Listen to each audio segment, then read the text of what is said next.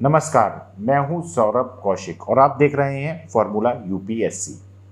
आमतौर पर ब्यूरोक्रेट्स राजनीतिक पार्टियां ज्वाइन करते हैं। ये आज़ादी के समय से होता आया है और ब्यूरोक्रेट्स को उसके बदले में अच्छी पोजीशन मिलती है। उसके एवज में कभी उन्हें लोकसभा का एमपी बनवाया जाता है, कभी राज्यसभा का, कभी कैबिनेट में जगह मिलती है, तो कभी स्टेट लेवल पे कैबिनेट्स में भी जगह मिलती है।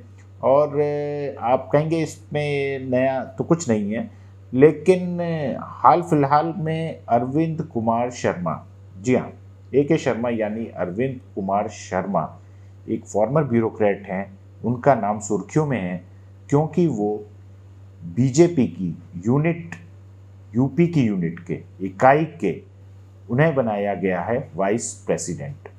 ये बात और है कि बीजेपी की जो यूनिट है यूपी की, उसमें 16 वाइस प्रेसिडेंट हैं और उनमें से एक वो हैं।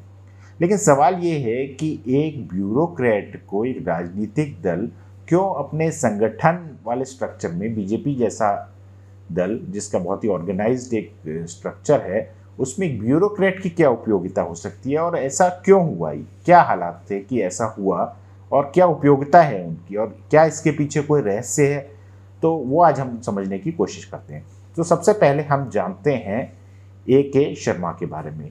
ए के शर्मा यूपी के मऊ ज़िले के रहने वाले हैं। कड़ी मेहनत के बाद थर्ड अटेम्प्ट में उन्होंने जो है वो आईएएस का एग्ज़ाम क्वालिफाई किया। 1988 में उन्हें गुजरात कैडर मिला। वहाँ पर जो है वो अलग अलग ज़िलों में उन्होंने सर्व किया। सबसे पहली पोस्टिंग उनकी एसडीएम की थी। 2001 तक, जी हाँ, साल 2001 तक अलग अलग ज़िलों में अलग अलग जिम्मेदारियां निभाने के बाद वो सीएमओ से जुड़े। सीएमओ यानी कि चीफ मिनिस्टर ऑफिस। और अगर आप याद करें तो साल 2001 में गुजरात के सीएम थे नरेंद्र भाई मोदी। तो नरेंद्र मोदी सीएम थे, उसी समय में उन्होंने सीएमओ को ज्वाइन किया और उसके बाद उनकी कार्यशैली जो है वो ऐसी थी कि नरेंद्र मोदी के वो चहेते हो गए। नरेंद्र मोदी उन पर भरोसा करने लगे। तो ए के शर्मा, इनके दो अचीवमेंट माने जाते हैं। जब ये गुजरात में सीएमओ में थे, दो बड़े काम इन्होंने गुजरात के लिए करके दिखाए, जिसकी वजह से नरेंद्र मोदी इन्हें पसंद करने लगे। इसमें पहला था टाटा का नैनो प्लांट। जब वेस्ट बंगाल के सिंगूर से टाटा को रिलोकेट होना था, वो जगह ढूंढ रहे थे किसी और स्टेट में नैनो का प्लांट लगाने के लिए, तो वो जगह जो है वो उन्हें गुजरात में मिली। और ऐसा कहा जाता है कि ये ए के शर्मा ने उसके लिए काफ़ी एफर्ट्स किए थे नरेंद्र मोदी के साथ मिल करके, और गुजरात के साणंद में वो प्लांट जो है लगा। दूसरा उनका अचीवमेंट था वाइब्रेंट गुजरात समिट। जी हाँ, हर 2 साल में गुजरात में एक समिट होती थी जिसे वाइब्रेंट गुजरात समिट कहा जाता था। इसमें देश विदेश के बड़े इन्वेस्टर्स आते थे, बड़े उद्योगपति आते थे और उसके बाद वो गुजरात में इन्वेस्टमेंट कमिट करते थे। कई बार जिस वॉल्यूम का इन्वेस्टमेंट बोला जाता था वो बाद में शायद नहीं आ पाता था, ऐसी भी मीडिया में रिपोर्ट्स आती थी।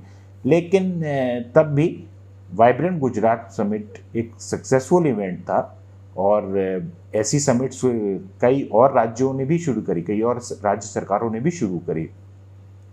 तो यहाँ पर हम एक और चीज़ देखते हैं कि जब साल 2014 आता है, 2014, उससे पहले साल 2013 में ए के शर्मा का कद गुजरात में अफसरशाही में बहुत ऊपर हो गया था। वो additional principal secretary to chief minister थे। तो 2014 में वो as a joint secretary join करते हैं पीएमओ को, और उसके बाद 2017 में उनका प्रमोशन होता है, वो एडिशनल सेक्रेटरी बनते हैं। फिर आता है 2020 तक उनकी 32 साल की नौकरी हो चुकी थी, उन्हें एमएसएमई में सेक्रेटरी बनाया जाता है। और अब आप सोच सकते हैं जब पीएम के इतने पसंदीदा आईएएस ऑफिसर हैं तो पीएम ने क्यों उन्हें एमएसएमई भेजा। साल 2020 में कोरोना संकट की वजह से एक और बहुत बड़ा संकट आया, वो था रोजगार संकट। और ये एमएसएमईज की वजह से, एमएसएमईज के बंद हो जाने की वजह से, उनके बीमार हो जाने की वजह से काफ़ी तादाद में जो मजदूर वर्ग है वो बेरोजगार हो गया था और एक बहुत बड़ा आर्थिक संकट आ गया था। तो इस संकट से निपटने के लिए एमएसएमईज को पटरी पर लाने के लिए, उनको प्रोत्साहन देने के लिए, उनको बढ़ाने के लिए ए के शर्मा को सेक्रेटरी बनाया गया एमएसएमईज का। तो ए के शर्मा 2020 में एमएसएमई के सेक्रेटरी बने, मिनिस्ट्री के। एमएसएमई आप में से जो लोग नहीं जानते उन्हें बता देता हूँ, ministry of micro small and medium enterprises है, जो कि छोटे उद्योगों को भारत में बढ़ावा देने का काम करती है, उनकी देखरेख करती है। लेकिन यहाँ पर वो ज़्यादा समय तक नहीं रह सके, उन्हें 6-7 महीने ही हुए थे और जनवरी 2021 की बात है। हालांकि उनका रिटायरमेंट जो है वो जुलाई 2022 में था, यानी कि 1.5 साल थे उनके रिटायरमेंट में, उन्होंने वीआरएस ले लिया। अब ये सडन वीआरएस का कारण था यूपी में होने वाला एमएलसी का इलेक्शन, उन्हें यूपी में एमएलसी बनाया गया। अब सवाल यही आया कि कोई इतना बड़ा मजबूत ब्यूरोक्रेट जो है वो यूपी में एमएलसी क्यों बना। तो मीडिया में और राजनीतिक गलियारों में अलग अलग कयास लगाए गए, बहुत सारे लोगों ने बोला कि इनके लिए कोई बड़ा रोल है। तो जनवरी के मध्य में जब वो एमएलसी बने बीजेपी की तरफ से यूपी में विधान परिषद में, आप में से जो लोग नहीं जानते उन्हें बता देता हूँ कि मेंबर ऑफ लेजिस्लेटिव काउंसिल जो है वो विधान परिषद होता है। विधान परिषद जो है सब स्टेट्स में नहीं होती है, कुछ ही स्टेट्स में है, बड़े स्टेट्स में होती है नॉर्मली, और उनमें से एक यूपी है। तो यूपी में उन्हें एमएलसी बनाया गया था। फिर उसके बाद जो है ये कयास लगाए जाने लगे कि शायद यूपी में एक तीसरा डिप्टी सीएम होगा। दरअसल बहुत सारे लोगों का ये मानना था कि यूपी की ब्यूरोक्रेसी जो है वो समहाउ वहाँ की जो बीजेपी लीडरशिप है, जो योगी आदित्यनाथ की जो लीडरशिप है उसको डोमिनेट कर रही है और वो उनके कंट्रोल में नहीं आ रही है। तो ब्यूरोक्रेट्स को लगाम लगाने के लिए नरेंद्र मोदी ने इनको वहाँ भेजा होगा, ऐसे कयास लगाए जा रहे थे। लेकिन ऐसा कुछ हुआ नहीं और वो तीसरे डिप्टी सीएम तो नहीं बने और ना ही उन्हें कैबिनेट में जगह दी गई, और उन्हें सडनली जो है अब उपाध्यक्ष बना दिया गया है, वो भी बीजेपी का। अब इस पे जो है तमाम विपक्षी पार्टियां भी तंज कस रही हैं। अब मसलन जो है समाजवादी पार्टी को लीजिए, समाजवादी पार्टी जो है वहाँ मेन अपोजिशन पार्टी है, उसके अनुराग भदौरिया ने कहा है कि दिल्ली के राज दरबार पर लखनऊ का दरबार भारी पड़ गया। ए के शर्मा सपना तो लेकर के आए थे कोई यूपी में कुछ बड़ा रोल पाने का, लेकिन अब उन्हें बीजेपी का उपाध्यक्ष बनकर ही संतुष्ट करना होगा, ये इन्होंने तंज कसा है समाजवादी पार्टी ने। एक और जो अपोजिशन की पार्टी है वहाँ पर वो कांग्रेस की पार्टी है। कांग्रेस पार्टी ने थोड़ा डायरेक्टली बोला है कि ये क्या हुआ है।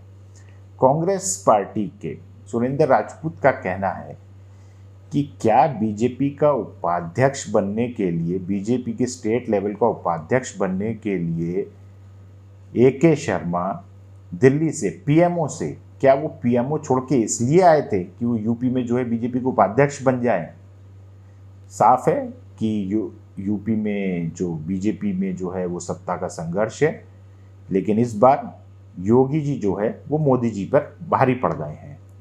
तो इस तरीके के अटकलें मीडिया में भी कई लोग कह रहे हैं कि क्योंकि बीजेपी में हमेशा से एक व्यक्ति एक पद का सिद्धांत फॉलो होता आया है।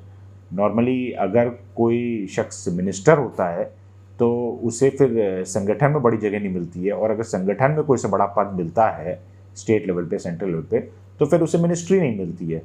तो अब ये माना जा रहा है कि अब जो योगी जी के बचे हुए कुछ महीने हैं इस कार्यकाल के, क्योंकि यूपी में विद इन 1 ईयर जो है इलेक्शन है, तो इसमें तो ए के शर्मा को कुछ नहीं मिलने वाला। कैबिनेट मंत्री तो बनने से रहे, ज़मीनी राजनीति का उनका कोई एक्सपीरियंस नहीं है, तो वाइस प्रेसिडेंट बनकर भी क्या कर लेंगे। लेकिन हम सभी जानते हैं कि पीएम मोदी के वो चहेते रहे हैं, वो करीबी रहे हैं, और उनका नाम उन लोगों में शुमार है जिन पर पीएम आँख मूंद कर भरोसा करते हैं। पीएम मोदी ने कुछ ना कुछ उनके लिए सोच रखा होगा जो आज की तारीख में हम नहीं देख पा रहे हैं।